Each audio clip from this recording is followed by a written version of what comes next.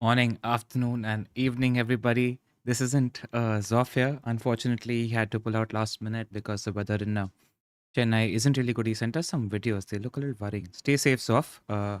But he had a message for you, Pras. 90 minutes of wood and a 69. Good weekend for you. I didn't even need wood and I got a 69. That was the message. Well, firstly, stay safe, Zoph, and everyone in Chennai and affected areas. So, more time for you to stay indoors and watch the pod. You had a good week as well. Yeah, I had a good week, and I just think it's a good, just a fun season of FPL because there's so many options and things to think about. Everything is happening, we're right in the middle of it. I'm kind of, I'm happy that my brother's getting married at the end of the month, but 15th onwards, things are going to get really busy, and I'm just enjoying FPL, so I probably will have it in the background despite all of that happening. Good weekend. The blah blah blah rubbish situation thing got quite viral. But I'm sitting here, I think 3 or 4 days later, still wanting Son as bad. He's the main transfer target for me. So here we are. Gordon keeps doing well for Zoph. Exactly. Newcastle absolutely destroyed us, outplayed us. We didn't have a sniff, and things aren't looking good for the pod derby, in my opinion. I am not optimistic at all as a United fan. What about you, Pras? I mean, it's the same. And it's been the same, I think, pretty much all season. We've had some elements of like a decent enough performance to eke out a clean sheet or something. But even against struggling teams, we hardly can score goals. We concede a lot of chances. So hope to get lucky, I guess, is the Wire derby thing. But let's see. Always hopeful at Old Trafford. So you never know. Right, and I think all three of us had decent weekend. 65 plus scores, I think, for all of us. Everybody did well. Let's get into it because there's a lot to cover and a little time. So we'll start with the sponsor plugs. As always, all the stats that you see on the podcast are from the Fantasy Football Scout members area, especially when it's crunched, during the December period and there's a deadline every 2 or 3 days. You don't really have time to watch all the highlights, all the games. You want a quick recap, and that's when the members area just becomes really, really handy. It's something I rely on, especially in the December schedule. So if you aren't a member already, do click on the link in the description below. And we've also partnered with NordVPN. So if you're bored of the streaming libraries available in your country, you can expand your selection using NordVPN with the click of a button. And there are over 5,000 server options available and no content is out of your reach. And also privacy, it's a big deal. And so Nord keeps your data encrypted and your IP address is hidden to ensure complete privacy while you're browsing the internet. And there is also a threat protection feature. So basically all the intrusive ads and the malware can be avoided. And even if you download the infected file, the threat protection kicks in and deletes it before it messes with your computer. So if you sign up using our creator code, nordvpn.com/FPL Wire, it'll also be in the description. You get a huge discount off plus 4 months additional for free. They have a 30-day money-back guarantee as well. Nice. Now that that's out of the way, we had I think it was Sokan in the chat asking me, we have LR quiet about Saka. I mean, I think that's a good place to start after the Yeah. rant last week. But Arsenal clicked. What else can I say? You guys said that, Both in midweek and in the Premier League. more So than not just midweek. Yeah, my yeah. notifications blew up. In fact, before Saka scored at the weekend game, I actually mentioned on the Discord, you know what? Can't wait for Saka to score so that my notifications blew up. But I still potentially, maybe, small chance could sell him this week. That's where we are because I just want Son that bad. I think Son's a better asset. But, let's talk about what happened with the Arsenal game. Arsenal are in a better place now. Gabriel Jesus looks good and he's making that team tick. But it's just not that. One thing that's changed significantly, in my opinion, is Odegaard's form. He's finally finding those passes. He's not hogging the shots that he did at the earlier part of the season, etc. as well. They are looking better. They're looking like they're clicking. I don't think he's essential, but he looks like a good pick. You have to acknowledge that Arsenal are looking better and better. Arteta probably saw the pod and said, you know what, I need to show these guys who are talking rubbish how to play attacking football. And yeah, that's where I'm. Where are you? What are your thoughts? On he is essential, you mean Saka, right? Not Odegaard. Yeah. Saka. Yeah, so I'm with you. Look, I think nothing has changed from our advice recently. At least Zoph and I, we were clear last week. He's a good pick. He's still a very good pick. I think Son is a better pick. I think there's no debate about it. I mean, at least in my mind. Until we know or see that Son is not on penalties or rubbish at penalties, I think both are very, very good picks. And so for us, the question was, you can have both. So try to have both instead of having one or the other. Now, you've done well without Son. And this is the beauty of this season. We started the pod with this, saying there's been people without Haaland who've done very well, without Haaland who've done very badly. There's people without Son who've done well. Without Son, is doable. But at some point, you have to say, look, there was a little bit of variance. There were 3 offside goals. There was an own goal. And then at some point, you say, I just have to get back. It's not good for my heart. Russ, whenever I'm watching Spurs, by the way, great second half performance. I think City absolutely battered them in the first half, but Ange adjusted, and I thought it was a great performance in the second half. I just want to get him. I don't think I can do without him in this festive period. Is where I'm at. One thing actually, I'll track back to Arsenal. Is something Achu pointed out is that. Arteta's changed how he's using his second 8 next to Odegaard a little, where he's sort of playing as a support striker next to Gabriel Jesus, and he tends to get into a lot of goal-scoring positions, whether that was Kai midweek or whether that was Trossard at the weekend. So if just a thing that point out is if there becomes a player that becomes nailed in this second 8 position, who's given probably a slightly greater license to come into the box, that player becomes an option. At the moment, we don't really have a nailed player in that position, but something to monitor. Yeah, it's going to be like a Martinelli, Trossard, Havertz kind of a 2 out of the 3. As long as far as what we're seeing, and Vieira is out at the moment. Even he got some games in that position, but I think it's likely going to be 2 out of those 3. So I agree with you. And I think Odegaard, the other thing, again, Alex was mentioning in Discord, he was actually picking up the ball a lot deeper as well. So while he got the goal, counterintuitively, he himself isn't yet, at least small sample again, an FPL choice yet. But I think he makes others around him a better FPL choice. I think, Pras, what might be a good idea to just... you want to actually talk about the rest periods and the yellow cards first? So that's a little bit of sanity check that we can get out of the way. Let's do that. Yeah. So here we have the updated 4 yellow cards as well as 3 yellow cards. Just people you need to watch out for who are on 4 yellows, who are away from a suspension.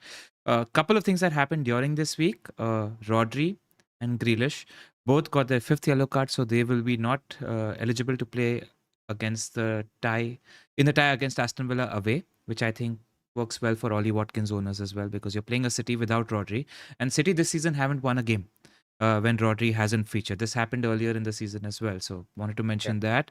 Cash is on 4 yellows. Trippier is now on 4 yellows. Sterling's on 4 yellows. Any other notable names? Dean is on 4 yellows.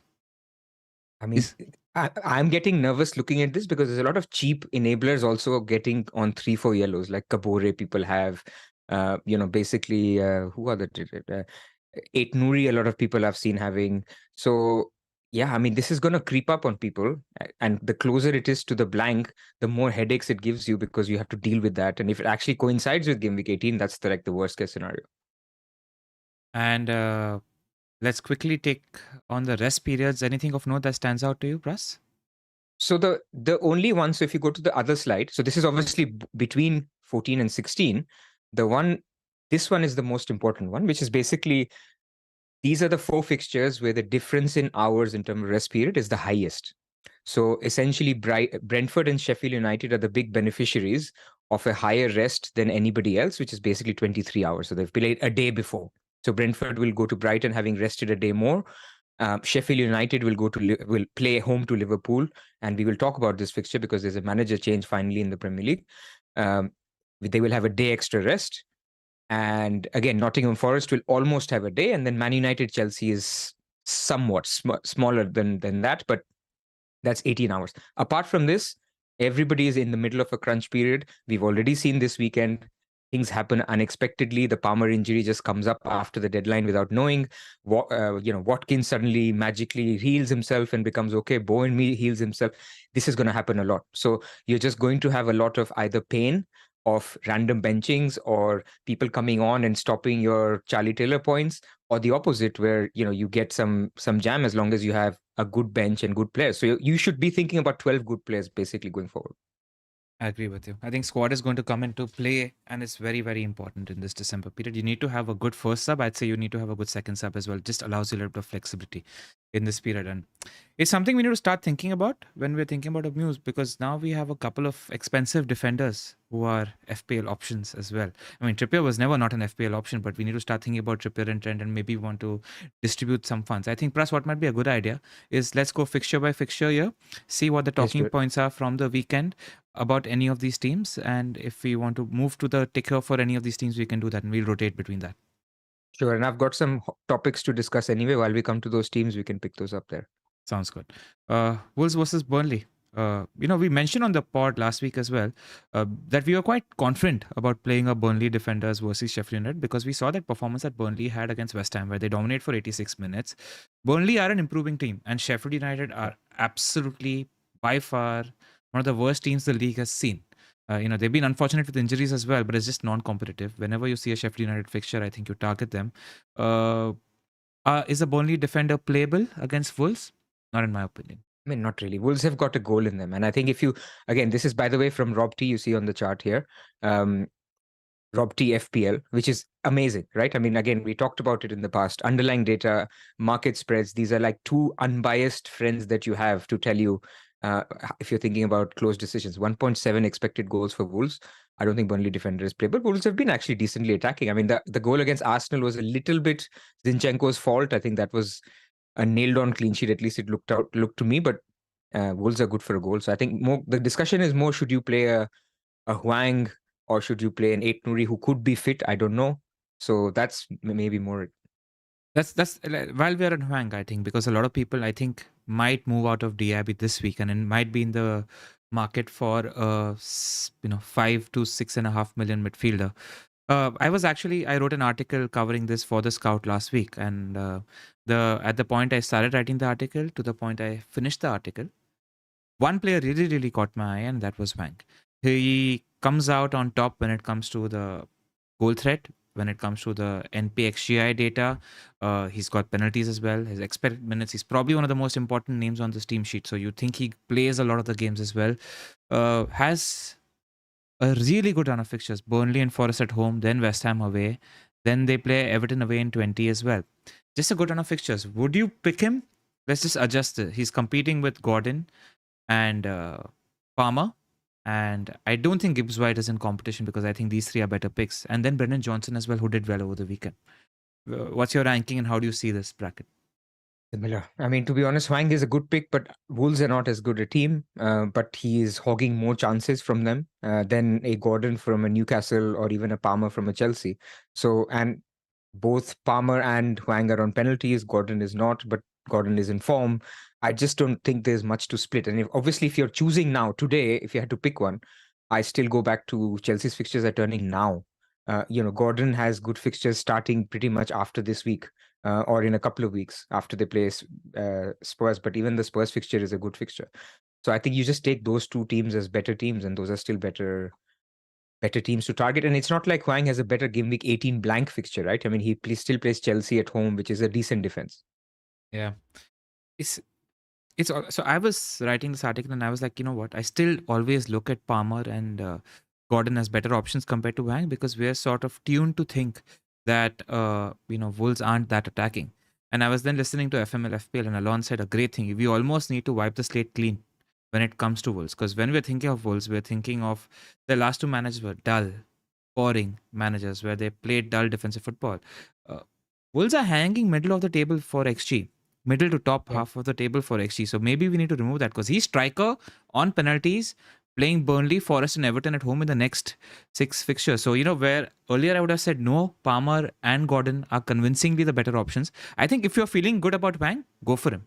I don't mind it as a pick. Fair.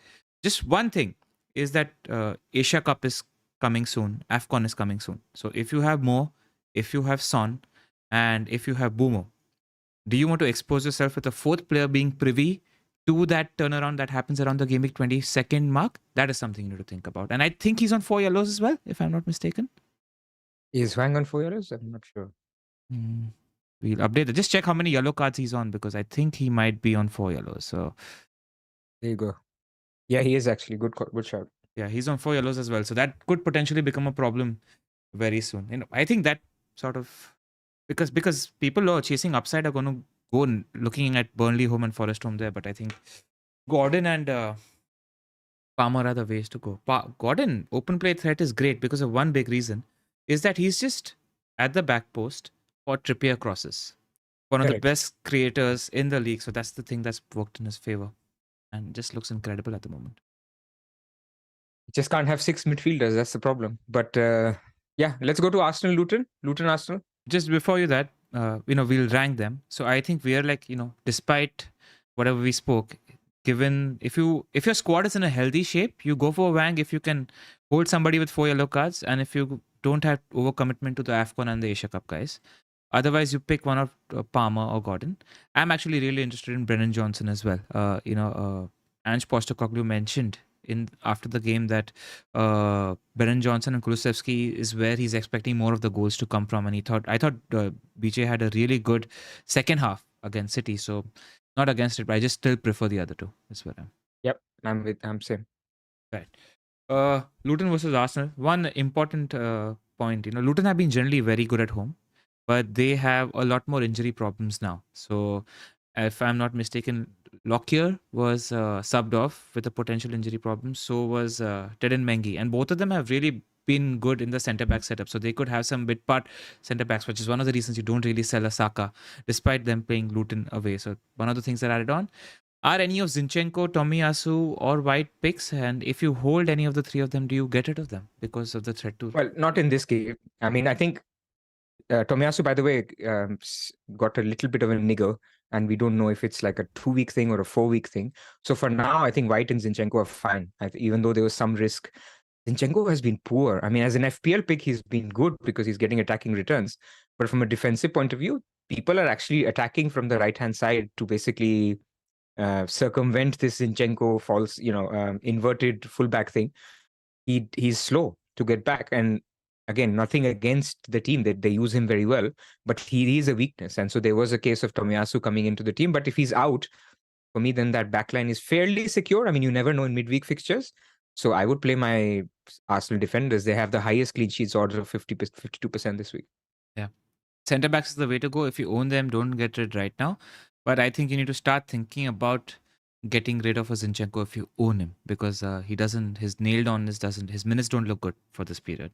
And after this week, they play Villa away. I don't see a clean sheet there. Brighton home. Again, Brighton have looked poor recently. We'll talk about Brighton. But again, not a clean sheet fixture necessarily. Liverpool away, definitely not a clean sheet fixture. So three games after Luton are non-clean sheet fixtures. So I'm sitting on double defense, and I definitely plan to ship one next week. That's good. And there are defender spots opening up. I mean, you got Newcastle, you got Chelsea as potential defender, and there's Porro. I think these are the 3 places you look if you want to move out of a double Arsenal defense next. Correct. I think if you own the 2 centre backs, I don't think you need to press the panic button yet. That could come through at any point.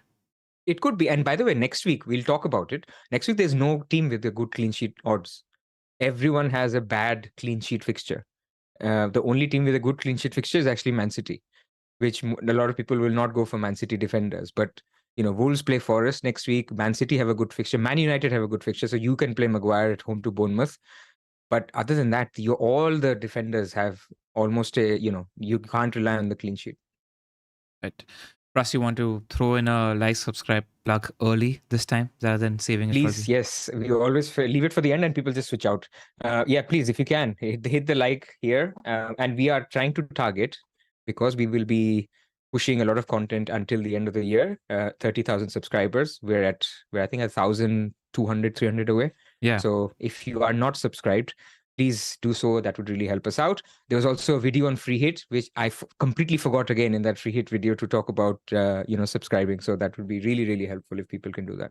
And if that much content isn't enough, Zoph already did a video in the morning previewing the stats that happen in Gameweek 14 as well. So we're not stopping with the content. And all we ask of you is to click a few buttons to support us. Right. Brighton versus Brentford. I think Brighton are just a no-go as an FPL option at the moment. But Boomo gets, I saw your tweet around the 60th minute mark when you said that, inevitable. People who are new to the Boomo experience, the points come in the last 15-20 minutes. That's when he gets his double returns. And as you would have it, got subbed off in the 70th minute. Do you read anything from it? There was a post-match comment from an athletic reporter that said that was a planned sub. There is no injury worry. It's probably Frank being aware of the matches that are coming in, coming very quickly, and that's why the planned sub happened. Outside of that, one other point is that Nogard is suspended for this game because I think he got 4 yellows. So that's a big loss for... and Ayer is already a fitness doubt. So those are the two things that came to my mind. Outside of that, if you own Boomo, you play him. Irrespective. Yeah, of course. I mean, look, I think this minutes, we need to reduce our minutes expectations for everyone. This includes Haaland, Salah, Boomo, Watkins, all the people who we think are 90 minutes men in this period. This is why it's the crunch period. This is why things happen in this period. Surprises will happen. So I think Boomo was part of that. But I think Baker made a point yesterday on Above Average FPL that there is now Fit Visa and Mopai. So there was no option earlier if you wanted to go two strikers in the last part of the game. You can do that with Visa and Mopai. And now it's so it's not every game it's a given that Boomo will go up top. Of course, people who've just got him will say, of course, that's my luck. You guys got all the points from Boomo going forward. But I think he'll still get enough time for him to be a good pick. Question to you, Pras. If you haven't bought Boomo yet, do you think this is a good point to buy, or now you swerve and go elsewhere? I think if you haven't bought, you have somebody like a Bowen or you have somebody like a Gordon who are all fine to keep. Now, the closer you get to the blank, the more you feel I'll just avoid him. Because also, until the Gameweek 20 double isn't announced, you will think that maybe it's not getting announced. Maybe it's getting postponed. Maybe it's not 20, it's 21. And if it moves to 21, then Boomo misses that double. Even in 20, there's a likelihood he can miss the double. So if he's blanking in 18, not doubling in 20, and his Luton fixture is out of the way, it becomes more and more every single minute becomes a little bit like you can maybe avoid it. Yeah, I think I agree with you. And there are options elsewhere as well. It's not like there are no options. Correct. And we're not saying he's a bad pick. You can still get him. We're saying if you were inclined to avoid him, you could probably do that. Yeah. I mean, the more every week passes closer to blank 18, the greater the reason you have to avoid him. Correct. Palace versus Bournemouth. I actually wanted to talk about Bournemouth because they've been finding some really good form in the last 3, 4, 5 weeks. I think they outplayed Bournemouth, Aston Villa.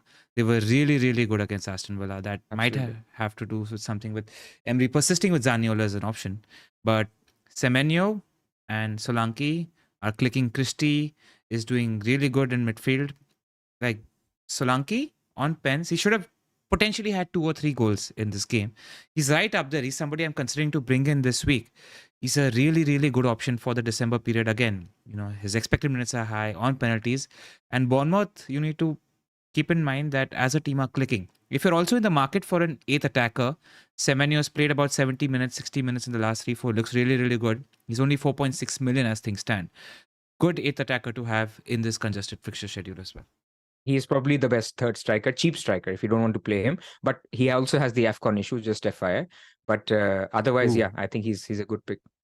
Yeah, just one thing in terms of Semenyo, and I was talking to Baker in terms of potential moves as well. What he enables also, if you want to move with Semenyo as a 7th attacker, if you go for a Trippier or a Trent as a 4th defender, first defender, but if you start going premium in defense, somebody like a Semenyo enables that as well. If you want to go for the premium defender, so just food for thought for you guys in terms of strategy. And Crystal Palace, so even though I'm not confident on a clean sheet, it's a home fixture. I've got Gehi. When I come to my team, I'll talk about it. Between Crystal Palace's clean sheet odds of 32% and Newcastle's clean sheet odds of 30%, I'm slightly favoring Crystal Palace, so Gehi at home, but I am conscious that Bournemouth is ever improving, and I think at Match of the Day also they showed some stats over the last 3-4 games. They've completely turned it around. So I'm with you. Bournemouth are looking very sharp. Yeah, and Palace are without two of their most important players as well. It was interesting. Did you see Hodson's post-match comments in terms of... Yeah, Eze wants to come back earlier, and the medical team doesn't agree. Yeah. I think maybe, but that tells us it's a week or two away, not as far away as we probably thought earlier. Correct. But their fixtures are completely gone after this. Yeah. So if you have your Palace players after this week, then they're sell anyway. Yep. Fulham versus Forest, your thoughts? Difficult to call. I mean, a lot of people, obviously, as a Chris Wood owner, I'm monitoring Nottingham Forest a lot. I think Baker also got on the Morgan Gibbs-White train. So there are a few people, moving around with Forest players. They were very disappointing against Everton. The attack didn't click. The defense wasn't there. Mark Southerns has said a few times that he'd like to see maybe 5 at the back in certain games or be more attacking. They play basically a false 9, Morgan Gibbs-White with Elanga and who's their guy? Hudson-Odoi on the other side. It's a team in flux, and there's also pressure on the manager. So Forest, I think, is a little bit of a avoid FPL-wise, but even football-wise, I don't think there's a lot happening there, and they could be trouble. So Fulham, I think, I'd back in this game.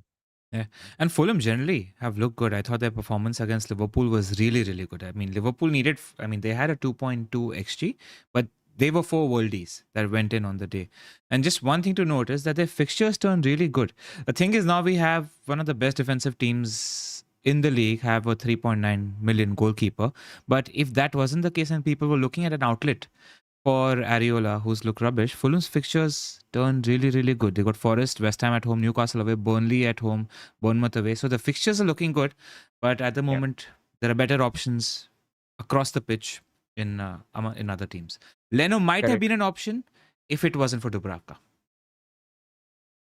Yeah, a lot of people who wildcarded recently have Leno as their main goalkeeper. I can see it, but again, I can also play devil's advocate looking at the fixtures and say Bournemouth away, they're not keeping a clean sheet.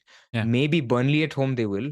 Nottingham Forest, Nottingham Forest have over one expected goal. So it's okay. I mean, when you're back a team in the bottom half, you need save points, which Leno is getting a lot. So I think that's the bigger appeal.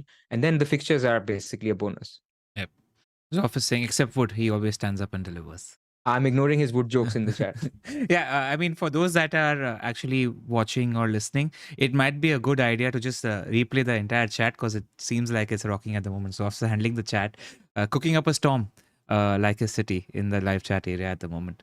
Sheffield United versus Liverpool. I mean, I don't even know if you expect a new manager bounce because the players at Sheffield United's disposal are just poor in terms of quality. And no time for the new manager anyway. Yeah, so I comfortably keep your Liverpool assets, but I want to talk to you about 2 or 3 things. Is Trent Alexander-Arnold an option? He played as a slightly more advanced 6 in this game, scored 3 goals in his last 2 league games now. Do you prefer him to Trippier if you're going expensive? No. Yeah. I still don't. Because, look, we've had a really nice period of good Liverpool fixtures for the last 7-8 game weeks now. And even in those very nice fixtures, he did all right. I mean, he didn't kind of pull up trees. I mean, he scored 2 worldies this week. And that doesn't change my perception of Trent. I mean, he's still a very good pick. He's the best defender pick at Liverpool. But Trippier gives you clean sheets, bread and butter clean sheets. I mean, look how Kelleher played. When you lose Alisson, the defense will suffer because Liverpool's model is take the ball to Salah, let him dribble. you guys in the midfield, you can come join the attack. Trent, you can come join the attack. And then they're always exposed to counterattacks. And then how many times have we seen Alisson bail them out from a shot where there's a guy through on goal, or somebody's basically has a clean through shot and Alisson just saves them? So I see Liverpool as a reduced clean sheet potential. I see also Liverpool as a team whose fixtures are actually turning quite substantially, actually. So after this week, Sheffield United, you have Crystal Palace away, which again, without Eze, you can say, okay, maybe that's still a good clean sheet fixture. Then Man United, Arsenal, Newcastle, 3 of the next 4. No. Now those are all 3 at Man home. United is in the Sheffield United and Crystal Palace category. Pras, let's be honest about that. That's just the state of the club at the moment. We're terrible at the moment. It's not a. I mean, Sheffield United is a bit stretch. I know you're exaggerating, but it's not a clean sheet banker. I mean, it's still a game where you like. This week, I'd expect Man United to score against Chelsea. So we're still okay. We still create chances. So what I'm trying to say is it's not the fixtures that we've seen in the past 6 weeks. So if he wasn't a great pick in the past 6 weeks, he's not an excellent pick that you have to get to. Also in the period that actually Newcastle's fixtures are about to turn. So why would you not pick a Trippier with great fixtures who basically gets 3 bonus every time he does anything? The argument there is that let's say you're building a squad and you're playing a value game. You have a Livramento at 4.3. You have a Lascelles at 4.0. You have a Dubravka at 3.9. You have a Gordon at the 5.6, 5.7 million bracket. So there are a lot of value enabling picks in Newcastle should you want to play that game and say that I'll chase the upside with Trent rather than Trippier. I agree that Trippier is a much better pick, but you have people that are offering value in the Newcastle. So should you choose to go down that route? Because there are, outside of Trippier, there are 5 good FPL picks from Newcastle United alone as well. So that is probably the only reason why you can probably ignore Trippier. But it's a case for it. But I would say Trippier outscores Trent by 20 points in the next 6 weeks or 8 weeks. You. Okay, let me give you a little bit more time. Apples to apples, I agree. Trippier is the better pick, no doubt in my head. Like, he's the chief creator. He needs 1 return or no return sometimes to get bonus points. I'm with you on that. But again, if you're in the market holding a Watkins, holding a Son and Saka and a Haaland and Salah, it's difficult to go there anyway. Just while we're balancing things out. If you had to compromise one of these attackers, who would you compromise? I mean, for me, the order is still Son, Salah, Haaland, and then Saka, Watkins, and Trippier. So I have sacrificed Trippier for now. Yeah. I don't see, there was an opportunity to swerve Watkins this week. And I have to say, as we're talking about Liverpool, we have to talk about Watkins, Darwin. A lot of people did that. I think it was a fine move. It's just a very unlucky or a very basically outcome with very high variance, because ultimately Darwin could have scored a brace, Watkins could have blanked or even been injured and been out of the game. And I don't think it was a bad move. But for now, now that I've decided to hold Watkins, I'm going to keep him. And there's no reason to switch him to a Trippier or anything else. His fixtures are good for the foreseeable after the next 2. Yeah, but even the next game, I wouldn't be surprised to see Villa score a goal or 2, because they're playing a Man City without Rodri, without Grealish, and potentially without Doku as well, because he limped off. So there might be an injury issue there as well. So, that's something worth monitoring. Darwin Núñez, what do you think about his minutes against Sheffield United? You tell me, man. You own him. I think he's first choice, but I was always open to the idea of maybe losing him before Sheffield United, because I expect him to miss one of Sheffield United or Palace. But there is no way to comfortably say this, because he's still comfortably first choice, the saying that Darwin could have braced has held true as an Darwin owner in the last 5 games. But this is what he tends to do, and he will explode. I almost I have a spoiler alert. I have to sell one of Watkins, Saka, or Darwin to get Son in place, and I will get Son in place this week. So it's a difficult decision for me. The debate is that I've held on with him since game week 10. He's going to explode. Do I lose him just before he's going to explode? Like, that's the question. He's going to explode. Like, you can't be... It's not like he's missing those chances far. He's hitting the post, right? So technically speaking, variance should do the trick and things should average out and those balls should go into the back of the net. And he makes Liverpool a better team. Like the last 2 goals that Liverpool scored, Darwin had a very important role to play in both the goals. So that's also something in my head. I just think that if you're Klopp, you're thinking that if I had to rest Darwin for 1 game in the next few games, Sheffield United away is that game because Crystal Palace, United, Arsenal are much more tougher games. So he probably wants to play his first choice striker in those games. So that's the one thing that I'm debating. If you're holding a Darwin, don't be surprised by 30 minutes this week is where I'm. Yeah, look, I don't disagree. I think one macro point in Game Week 21, this whole thing of should we get a Darwin or a Watkins or should we get a Saka, Trippier, even a Trent is going to disappear. There's no Son and there's no Saka. There's no Son and there's no Salah. And so money is going to be flowing around. People. So what we have to sort of take out of amount, even if you lose Darwin or even if you lose a Watkins, it's only for 4 game weeks, 5 game weeks. So almost for me, I think, and you've taken the right ticker here, after 20, everything is irrelevant what happens after 20. There is no template after game week 20 because we have no idea when the double is happening, which, we know already that the premiums are leaving. So everything that we need to decide right now, because money is tight, because we have Salah and all these other guys we've talked about, right now you have these tough decisions. After game week 20, there's no tough decision to make. Of course, there'll be other tougher decisions like Isak versus Darwin versus other things, but budget won't be a problem. So my point is, if you're losing a Darwin or a Watkins or a Saka, I don't think we should be that fixated on that haul is coming because you can get back on them in game week 20. And the question is, who is getting you the more higher points in the next 5 weeks? Cool. Anything else to cover from this game? Is Luis Diaz an option in my opinion? Tsimikas. A lot of people are debating Tsimikas. Should they start him or not? I would just start him. Yeah, because if he does start, you're looking at a potential 12, 13, 14, 15 pointer in that game. Yeah.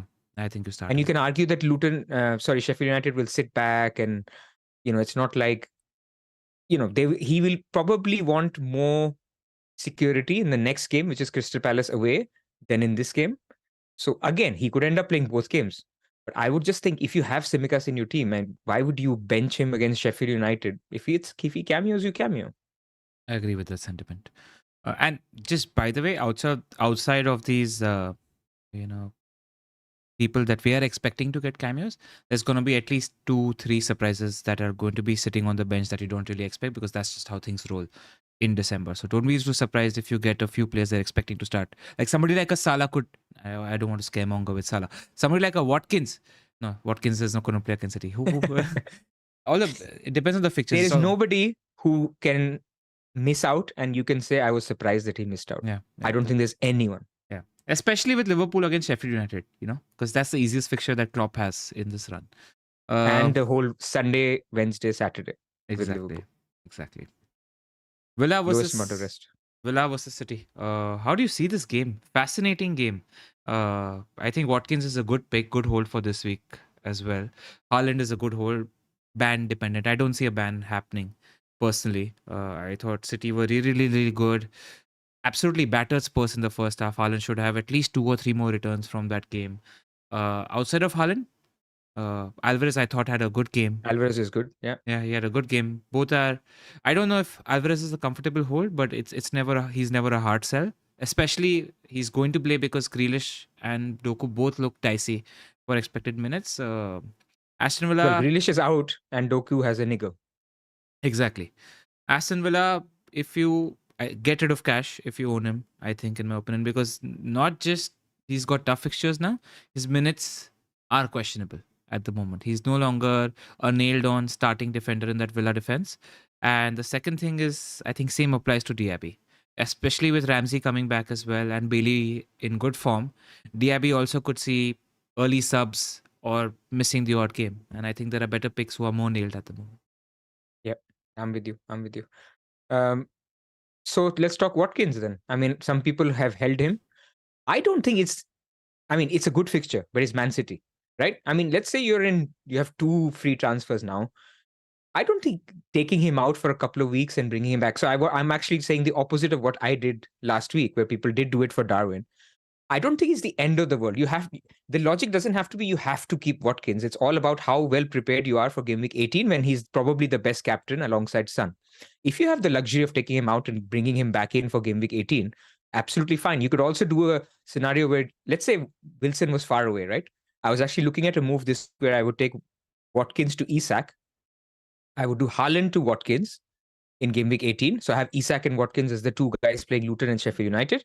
And then I would take Isak back for Haaland. So basically like a long-term hokey-cokey between three players.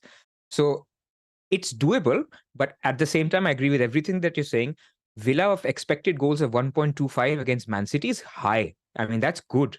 That means the markets are saying that Villa is good for a goal. Villa have scored over 3 goals in every single home game this season. So they are a good team. So I think there's no reason to take out Watkins, but also as a luxury move, if you wanted to think about it like other people did last week and they did not work out, it does not mean it will not work out in the How future. I'm thinking this week. I'm genuinely thinking about selling Watkins this week. We'll get to my dilemma later.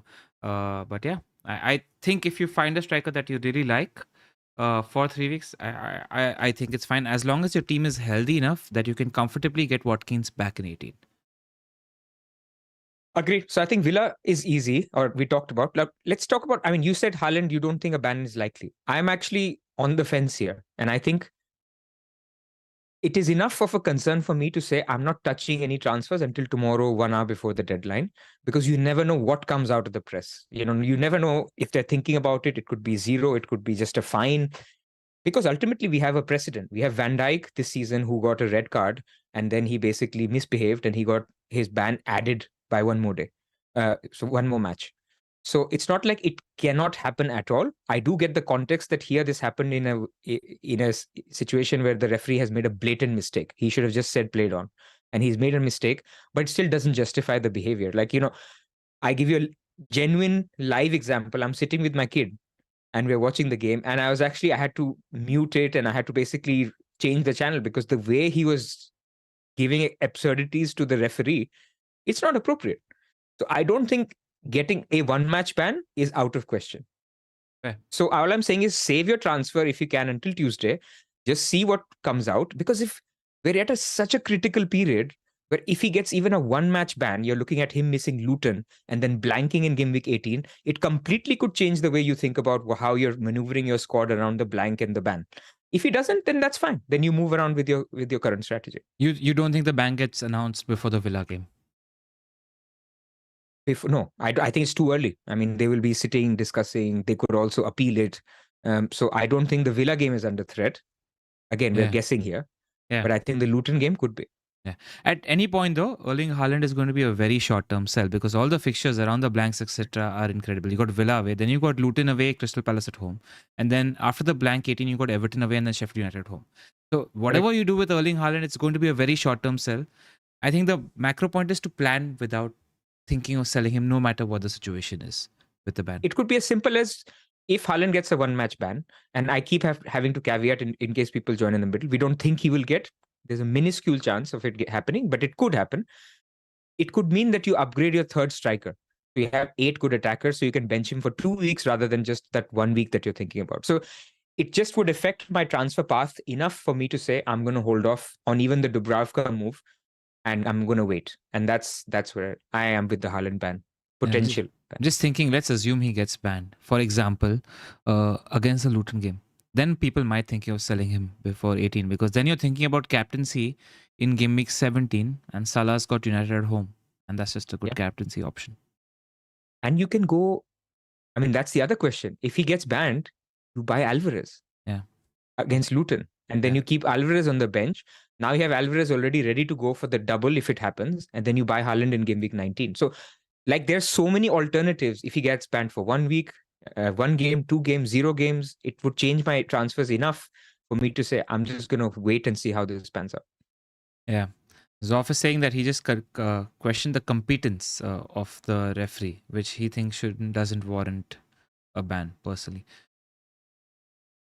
Okay. Yeah, I'm just seeing his purchase price and cost price isn't that different. So there's no value attached to Haaland Nothing. At the moment. So that's an interesting point as well. And the closer we get to AFCON, the easier it is to buy back Haaland. You can say, okay, I'm going to miss one Burnley fixture for Salah in game week 20. I'll just sell Salah to get Haaland back as my third striker. So it will get much easier to get Haaland back than it has been in the past, where we were all fixating on this Luton fixture. Now, let's hope nothing happens, because this would be a massive advantage to people who sold Haaland, because now they get everybody else to also either sell or bench Haaland for the blank and for the game week 16 fixture. So we'll see what happens. But I thought it was worth at least discussing that it would drastically change plans. So it's worth waiting for your transfers until at least tomorrow afternoon. Yeah. Tough because I'm 0.0 on a couple of moves. If there are any movers, I might have to make the change today. Let's see. Uh, United versus Chelsea. Pod derby. I think it's the first Or time Derby. in 4 years of podding with Zoph that I think Chelsea are clear favorites. I don't see a world in which United is favorite. We are not playing good football at the moment. The decisions that the managers making at the moment doesn't convince me either. I mean, playing Luke Shaw, and it's not even about the manager, man. Like, just let me have a little bit of a rant about how terrible we were against Newcastle. Yes. Rashford, Marshall, and McTominay, they were passengers. Like Rashford, we were much better in Europe when we had Anthony, and I'm saying Anthony, a player like Anthony and Garnacho playing on the wings showed a lot more than Rashford just refused. He was constantly just jogging throughout. He was Terrible. not bothering with Livramento. He deserves to be put to the bench, and the other players who probably give more of a given a chance in the starting team is where I'm at. Play Menu, play Shaw at left back so that you have somebody who's capable of playing wing back right now, because Dalo and Van Bissaka are bang average in that position. It's just not looking good. If Yep. you are remotely considering anything around United as an FPL asset at the moment, don't. If you own United players, get rid, except for Maguire probably, as the only one player who did really well against Newcastle and has been our best player last month is Harry Maguire. He can come Yep. out with his head held high, and the redemption arc's been great, but outside of that, it just doesn't look good at the moment. It's the one transfer decision we've got right in ever since Ten Hag has joined, which is basically not selling Maguire to West Ham. Yeah. It's been actually, he's been the savior. I completely agree. And we're very quick to sort of make jokes on him. His redemption arc has been amazing. Yep. Chelsea though, we didn't get to see Nkunku. I was hoping to see what happens. Gallagher is not going to be playing this game, so you'd expect Palmer slots in, or maybe he plays Ugochukwu. I forgot his name, and he plays three midfielders. One of those things will happen. That said, I'm expecting Palmer to come back into this game. Modric did decently well, but nothing to say outside of that. Any of the CB's options, you reckon? Still? No, I asked around. I don't think Colwill is the closest to being first choice. But again, Cucurella was out of this game, so we don't know. And I think, again, if you're going into a crunch period, if Colwill was this defender that gets you a headed goal every third, fourth game, and his XG is so high that it's worth the rotation risk, then fine. But I think as of right now, what we know from the team, good fixtures, but I don't think we can get any defenders. I mean, Sanchez is probably the only one. And Sanchez also, he's not been good. He's been making some blunders, and there are better, cheaper keepers available at the moment. So I just don't think Sanchez is an option. I wouldn't be surprised if Sanchez is dropped at some point. So I'd be wary of bringing in a Sanchez as well. One question to you. I have Reece James and I'm starting him this week. But he almost feels like I have a trap that I walked into, in the sense that I see the fixtures ahead for Chelsea. And they read Everton away, Sheffield United home, Wolves away, Palace at home, Luton away. And they seem like fixtures that will go good, but I feel like Porro, Trippier are better defenders. But looking at those fixtures, I might hold on to Reece for a long period. I think reassess after Everton and Sheffield, until then hold. I think there's not much difference between James and, I mean, if fitness is taken out of the equation, then I don't think there's much difference between Porro and James. Porro is more attacking, but I would say, as things stand, a worse defense. Chelsea has improved a lot in defense, and maybe James is not getting as far forward, but he does take some set pieces. I don't think there's much in it apart from price, and if it basically that 0.1, 0.2 that becomes critical at certain move iterations. But I think they're both similar good picks. I think I would even argue and say that because of the emergence of the cheap Newcastle guys, they're both probably better than Share now. Yeah. Because you can get alternatives for Share from the Livras and the Lascelles and the Dubravkas, which we will talk about. Yeah. But yes, Sterling also. Tell me. I mean, I recently, now with the fixtures turning, if we assume that he should be nailed, him and Palmer, people are debating between either the two or even a double up. Would you consider it? I would consider it. I just want to see proof of one game in terms of what Poch is thinking when Nkunku comes in. Does he immediately come in place of Nico Jackson? Is he going to compromise one of the spots behind? That's the question. Like, I want to see one game in just even 30 minutes in terms of what Poch has in mind for Nkunku. And then you go there. Sterling's look good. He's not even in the squad yet, right? I Yeah. mean, was he? I mean, he wasn't even. So I just think maybe I'm being skeptical. But I don't think we see him before game week 19, 18, 19. I mean, he may get cameos. Yeah. But you will see like cameos for 3-4 games before you actually get to see him starting, personally. Yeah. Nkunku. Yeah, but I want to see what happens because there will be, and Mudryk had a sharp game, etc. Sterling's first choice though.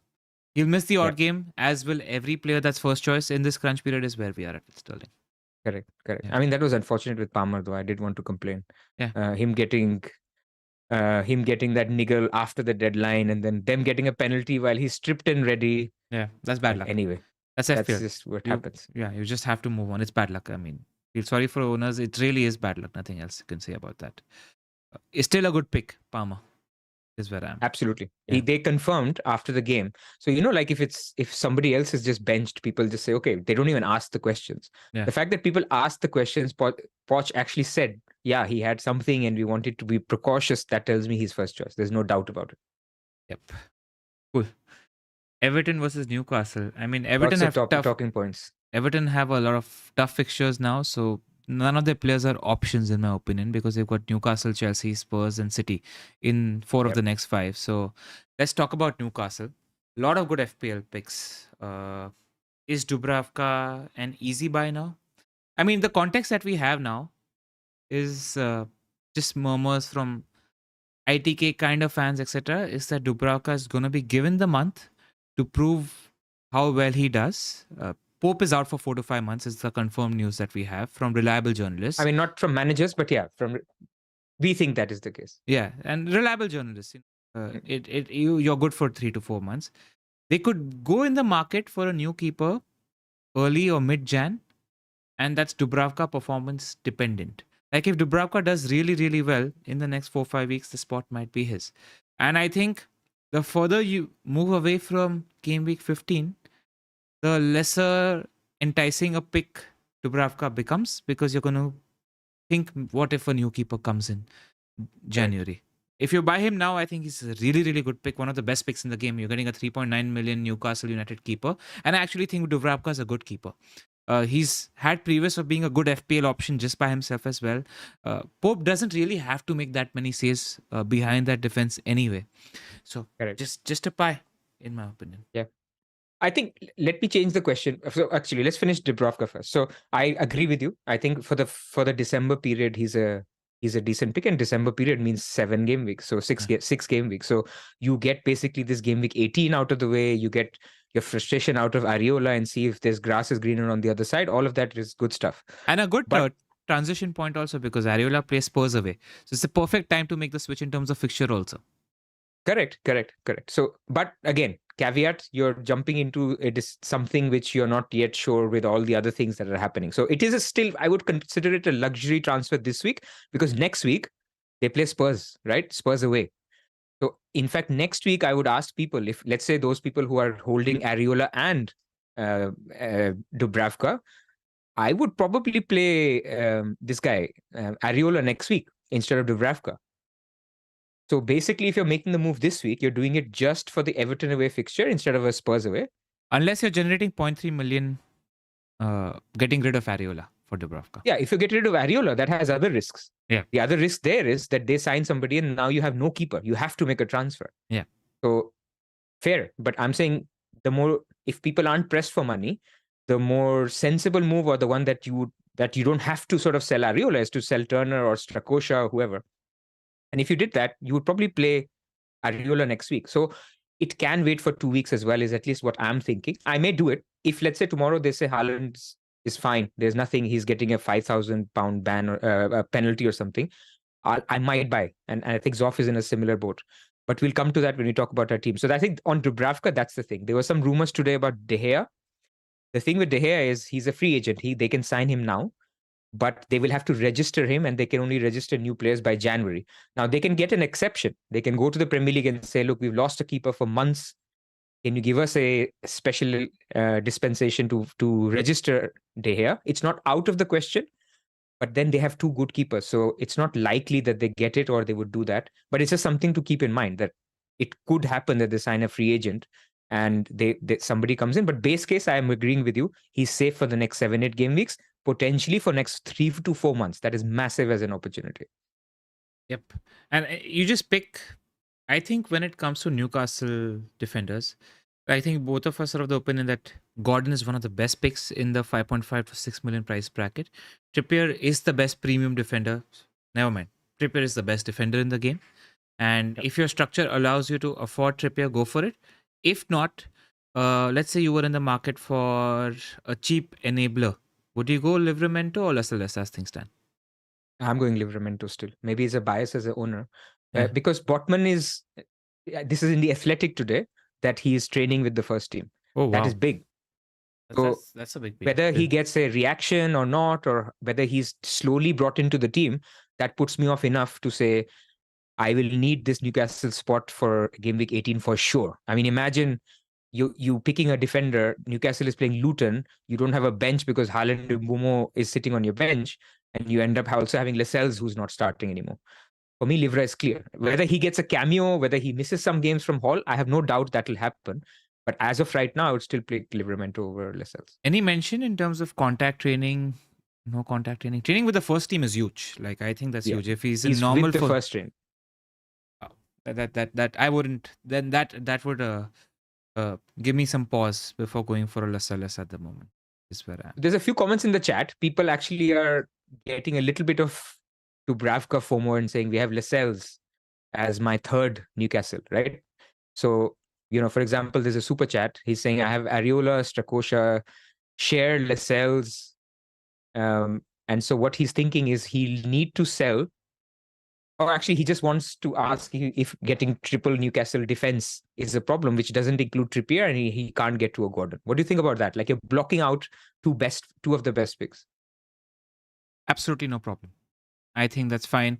It's a season in which we have enough picks in attack going anyway, and Newcastle are one of the most reliable defenses in the league. I think probably them and Arsenal are the two most reliable defenses in the league. I have no problems. If you're tripling up on Newcastle, they are legit.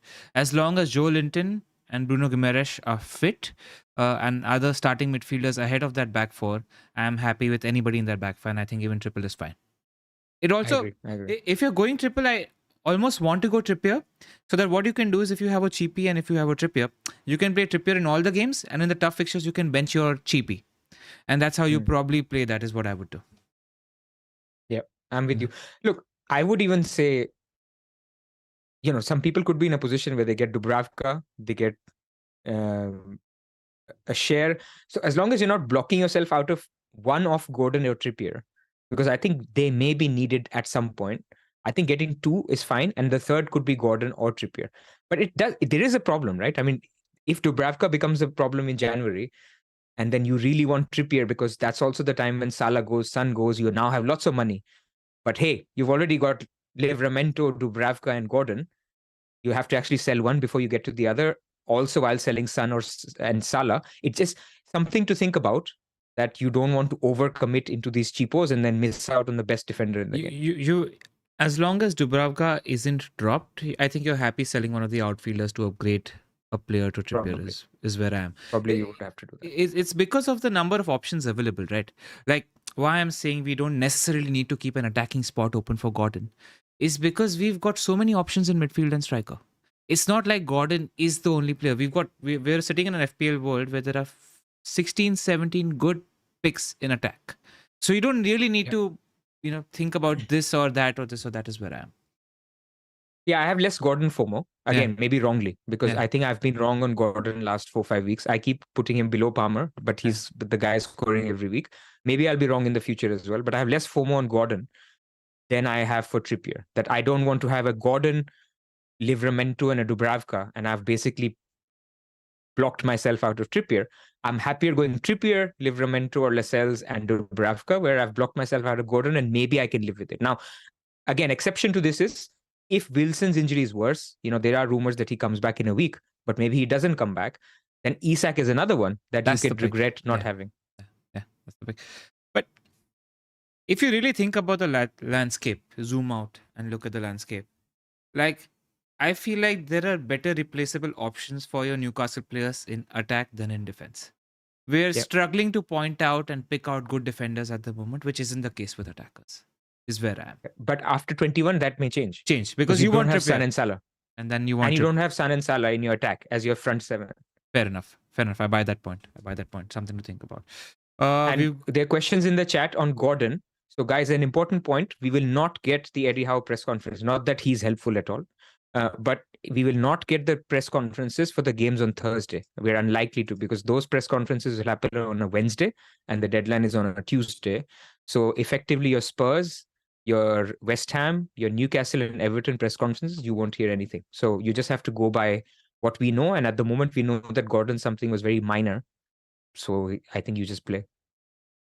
Okay, that's the question that he was asked. He's got all these players and he's looking at buying Dubravka and having triple I Newcastle. asked that question. Yeah, that's the question, right? Cool.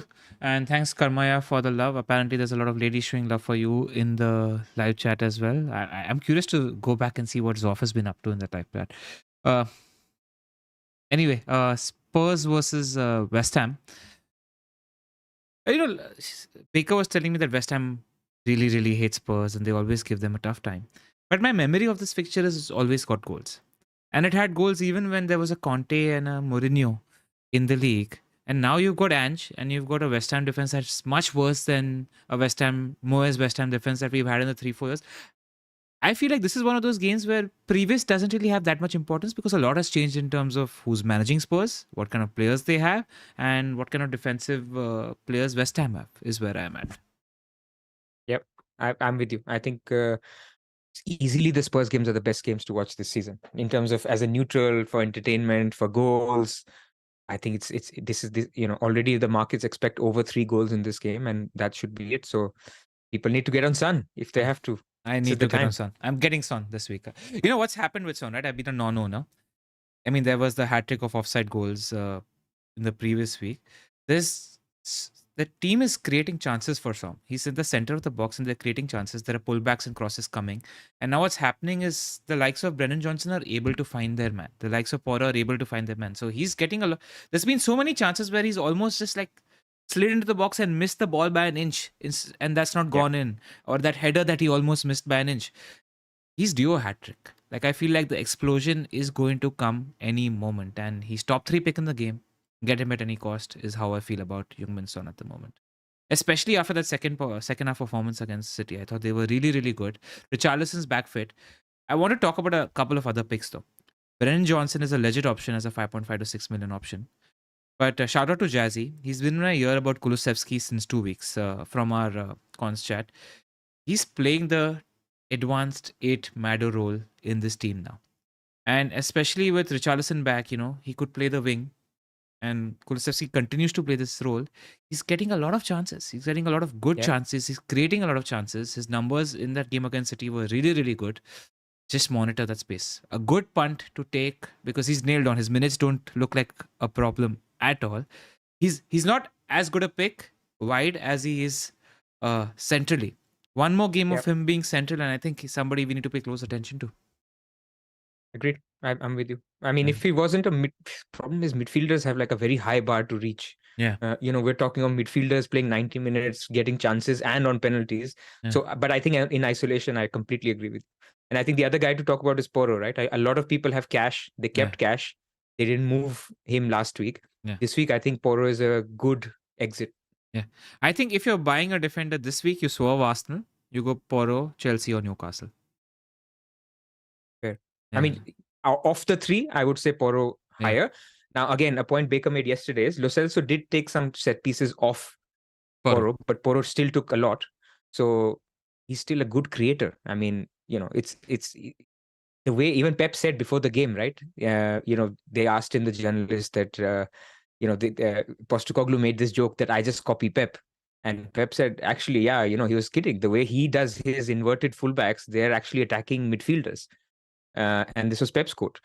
So he's basically got attacking midfielders in Udogie and Porro. Udogie is on 4 yellows. Otherwise, he would also be an okay pick, but Porro is clearly the better pick. Porro's just clearly the better pick. He's just the better pick. And Romero's back now. So that defense does become a little better. Spurs in general as a team become better. They don't have to pay Emerson Royal now. So again, that's one point as well. And Richarlison, like you mentioned. Yeah.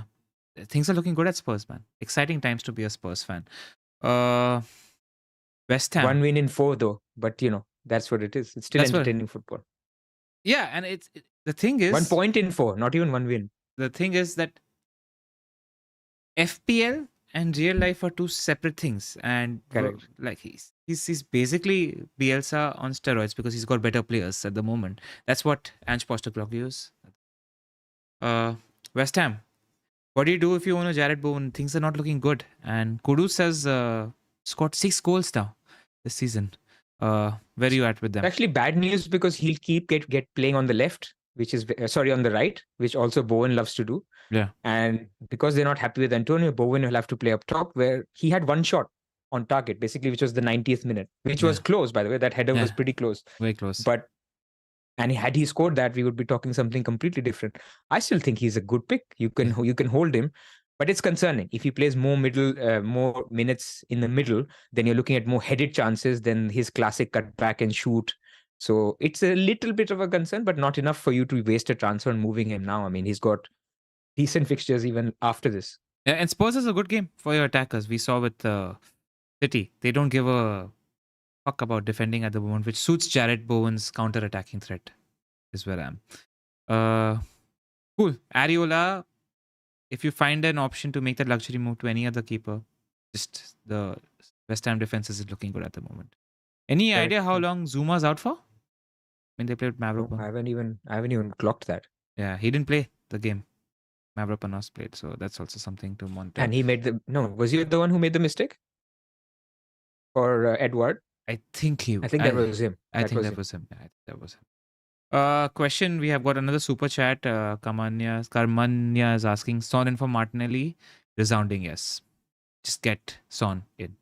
Just the better pick. Even though it's Luton, because it's exact money, you might do it. Whatever it is, because you're always going to have to sell a good player to get Son in, but Son is better than anybody else except Haaland and Salah. So get Son in. That's where I am. Before you go to teams, another plea for likes, please. I mean, there's about 900 people watching. If you can like the video, that would help us out. It's a very short turnaround, so it would help us out if you can like. And we'll be back either Thursday or Friday in time for the next game week deadline as well. We're not stopping our content at the moment. So, Indeed. Show us support with a like and subscribe. And if you also like to support us and become a part of our Discord where the conversation is running non-stop, you can become a member on YouTube or support us on Patreon at patreon.com/the FPL Wire. Get in there. Just need to pay a little bit, almost like a cup of coffee or a pint of beer a month, and you're in there. Is where, yeah.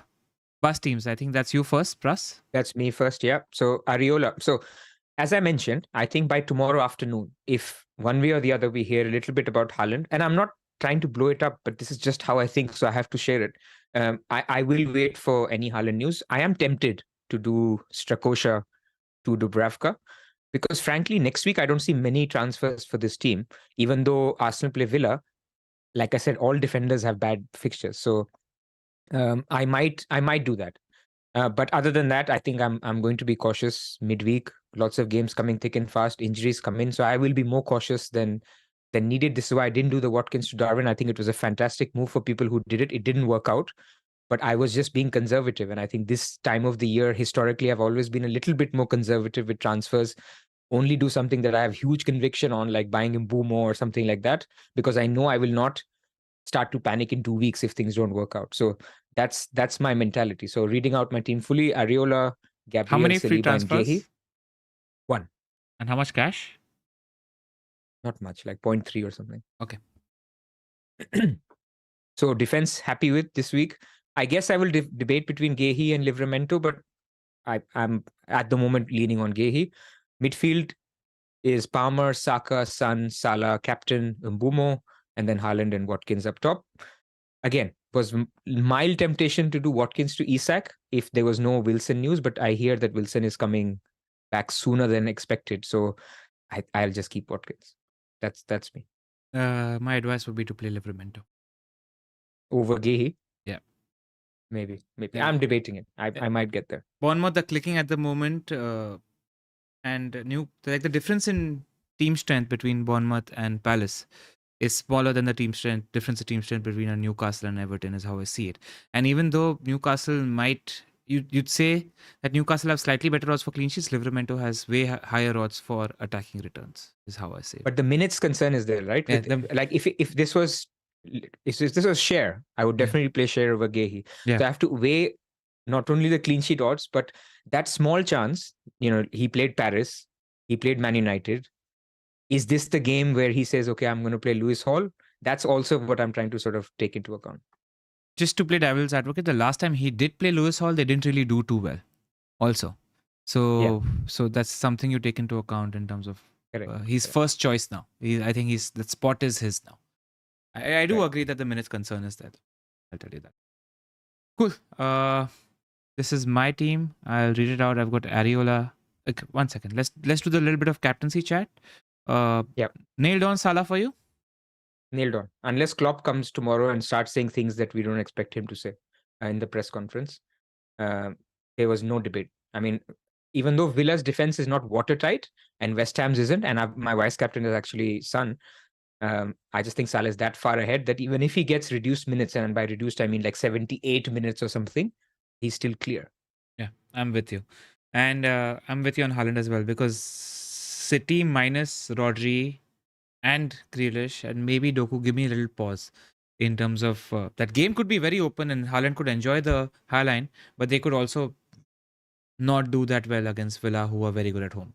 I think Salah is the better pick. In fact, and I'm with you. I prefer Son to Haaland as a captaincy pick this week as well.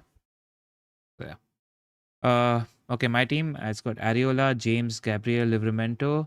I'm playing James ahead of Maguire because Chelsea are the team in better form and James has much more substantial attacking threat compared to Maguire. You've got to keep club loyalties out. I agree with you.